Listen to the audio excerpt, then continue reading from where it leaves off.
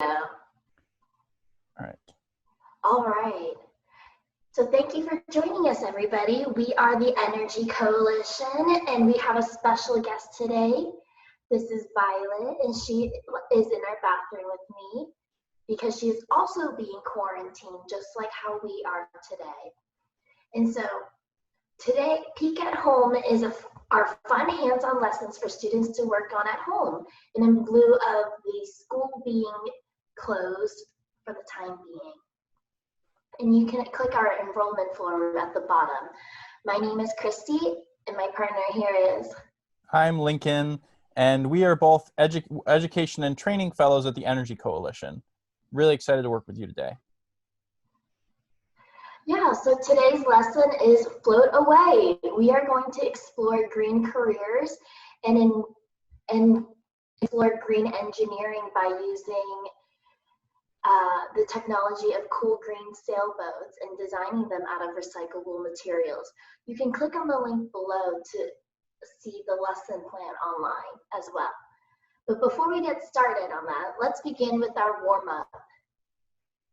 All right, everybody. So in preparation for this lesson, we posted it online, but hopefully you will see you're going to need a notebook and a pen, and potentially some recycled materials, but Christy will be getting into that later. Don't worry about too much about it right now.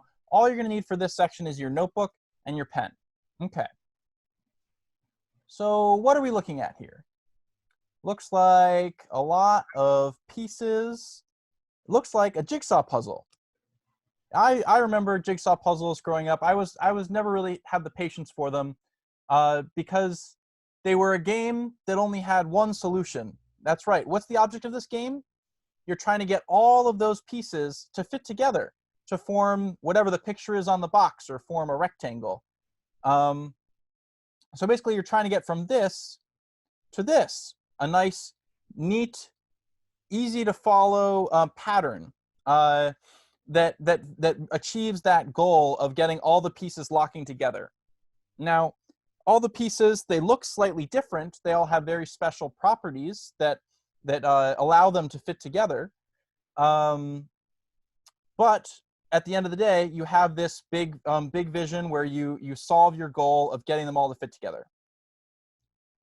Now, let's imagine if you were going to make, design or make a jigsaw puzzle from scratch. Yeah. So would you go about it? You would just start cutting out puzzle pieces out of paper. Try and start putting them together. That might work. You might get there. But I know from personal experience it's a lot better to draw things out. So when you have a plan around a common goal, so that goal might be making a puzzle where all the pieces fit together, that plan is called a design. Designs just take into account whatever your goal is, and they try and use the unique features of your different puzzle pieces to achieve your goal. So let's look at some other puzzles that exist out there in the world.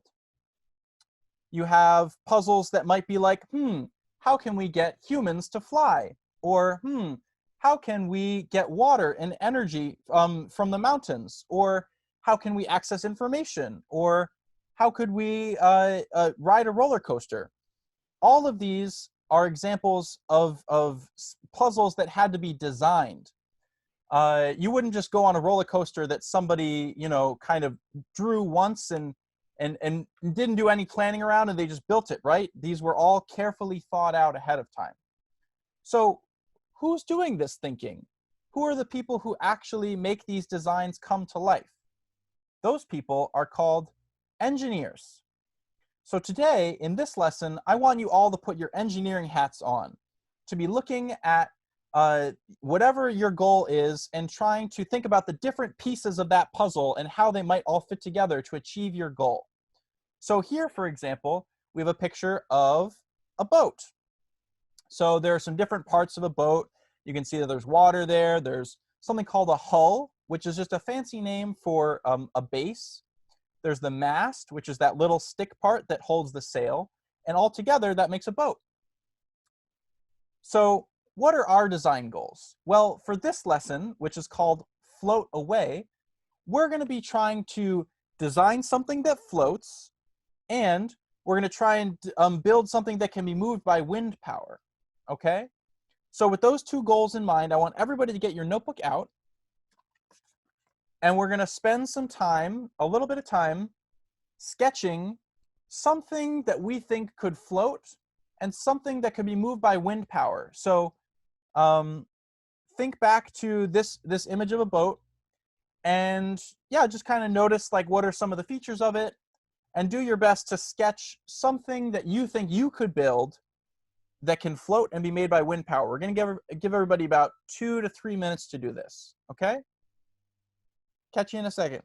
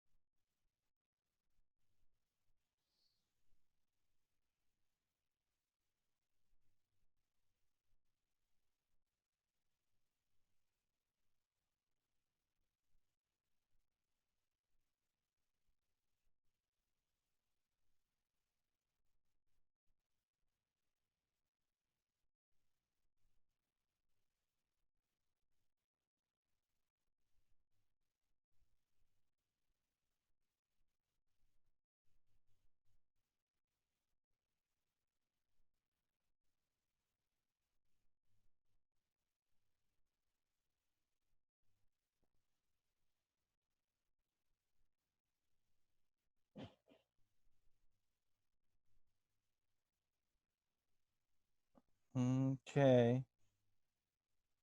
Start thinking about wrapping up your designs.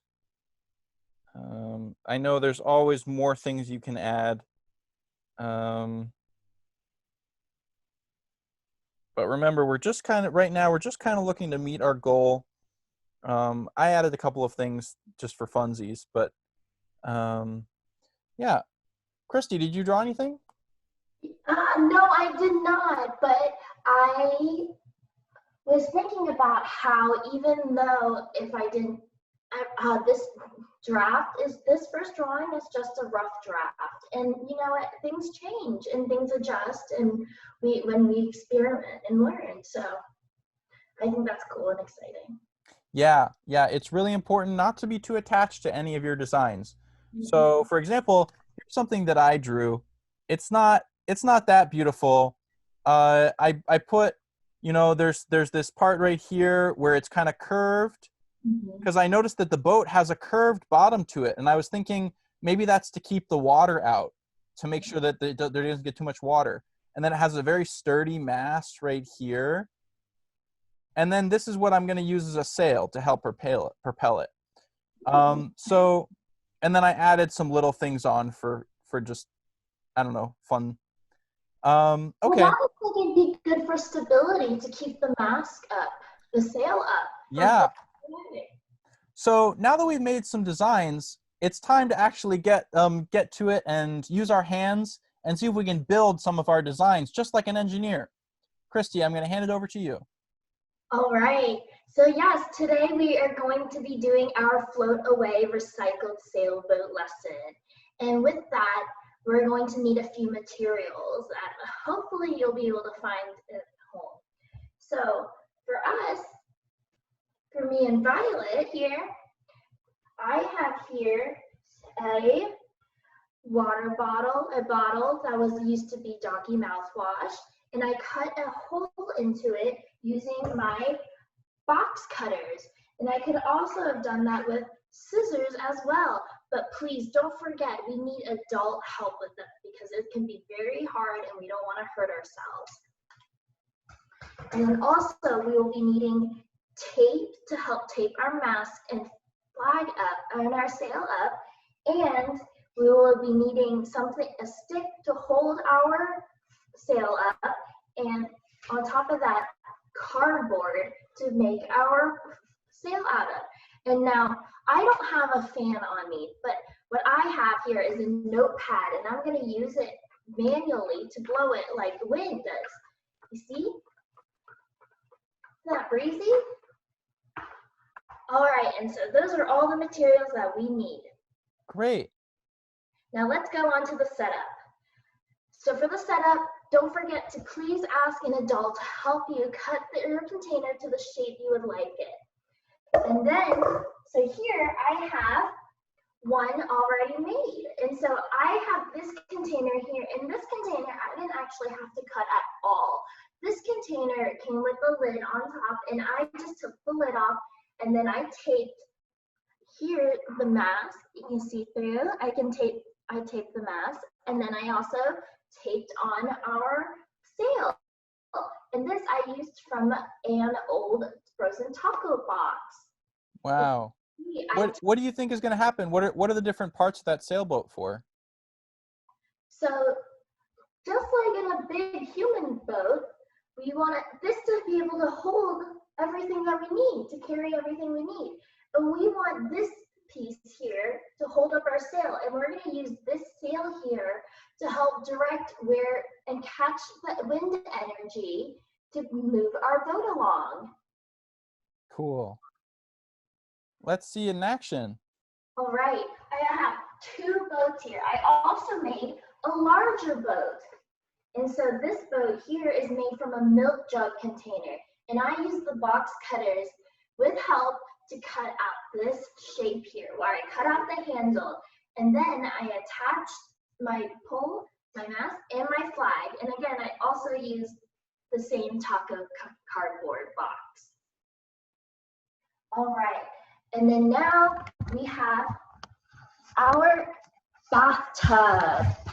So, you can see here, I am going to put our first boat in the water, just like that. And then I'm going to put my second boat in the water as well. And you can see here that with very little fan and energy going, wind energy going, they're not sailing very far apart.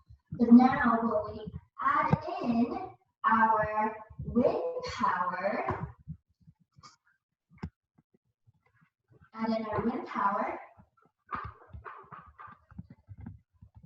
Wow, it's sailing across the bathtub. Yep. It's moving just by the weight of the wind. And look, they're both floating, which means that both of these designs met our goals of floating and being able to be powered by the wind energy. Yes, so you see here that we have the wind here blowing from one end, and we're pushing the sailboats as far as we can. Wow. And what do you think? Pretty neat. I wish I could do that myself. I don't have a bathtub ready, but maybe I could do it in a large bowl, or maybe like a tray of water even. There are a lot of ways that you can make a pond if you don't have a bathtub at home. Yeah, you can even do it in a big sink. If you have a big kitchen sink you can fill. And now, also on top of that, because I filled the bathtub all up with water, I don't want to waste any of the water. And so what I'm going to do is I'm going to take the sailboats out, and then I'm going to give my doggy a bath.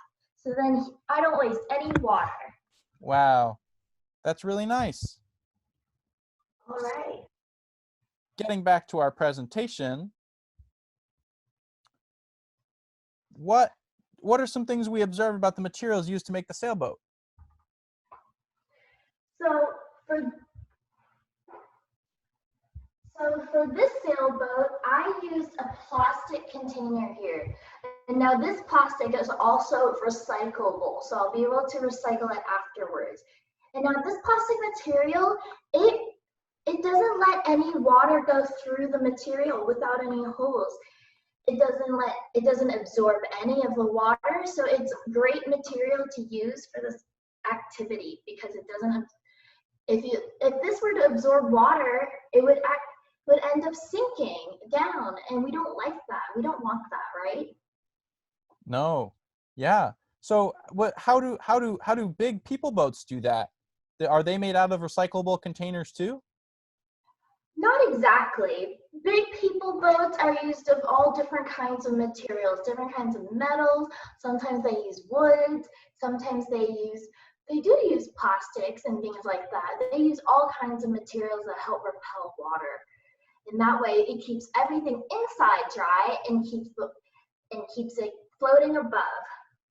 Nice.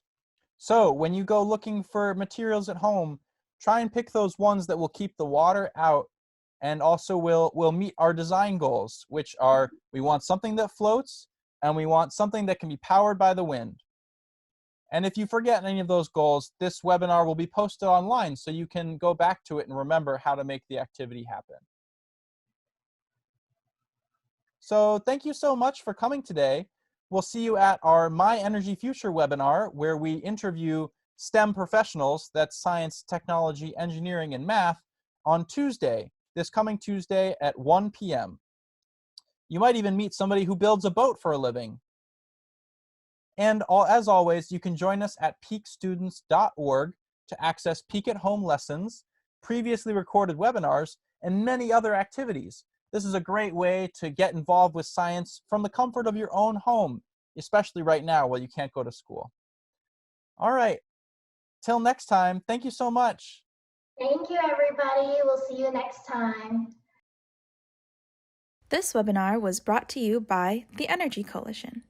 With NGSS-aligned and environmentally focused STEM lessons, the Energy Coalition provides Peak at Home, digital lessons designed to support your students' curiosity for science and exploration from the comfort of home.